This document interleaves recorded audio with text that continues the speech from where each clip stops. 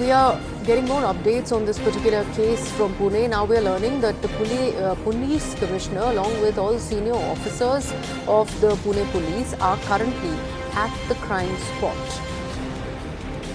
So remember this incident that happened where there was a rape case that has been reported of a 26-year-old woman who was brutally raped inside a stationary bus at the Swargate bus stand.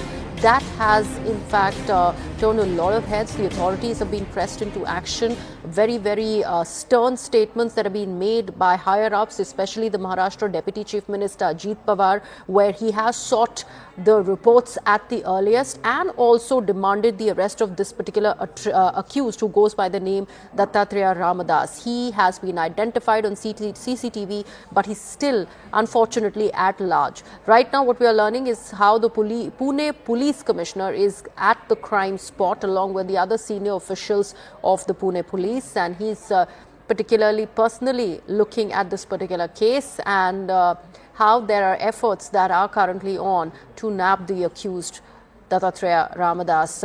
There has also been another order into the incident where 23 security guards have been suspended because they were stationed in and around that area of the Swargate bus stand, and yet nobody could in fact stop this crime from happening. They did not even know about it, so they also have been questioned. National Commission for Women has also taken suo motu cognizance in this entire matter, and a lot of authorities are now pressed into action. Now what we are learning is that the crime scene has the Pune police commissioner along with the other senior officials of the Pune police. My colleague Yesha Kotak is now with us on the broadcast. Yesha, what are you learning from what's happening at the crime scene at the moment? So yes, absolutely. In fact, details available from the investigation speak about how there were more than 20 CCTV footages at Swargate bus depot. Cops have gotten access to all the CCTV footages in and around that area, in the bus depot as well. That's how they've been able to identify the accused in this case. Now the accused as we identified is a history sheeter.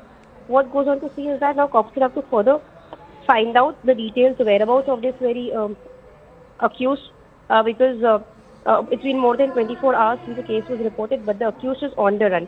What's also important to note is that the cops will have to further check with areas around, check CCTV footages of the areas around, which is where the officials have reached the spot at Swargate, because this is one of the biggest bus depots in Pune, a fairly crowded one, which is where this very instance has taken place. So, cops are now trying to understand whereabouts of this security members present there, because yesterday the transport minister had ordered that 23 people only suspended from that area. Also inquiry has been initiated against some of these people. We've also seen how the chief minister Devendra Fadnavis has spoken to the Pune police commissioner, take a stock of the situation and expedite the inquiry in this case.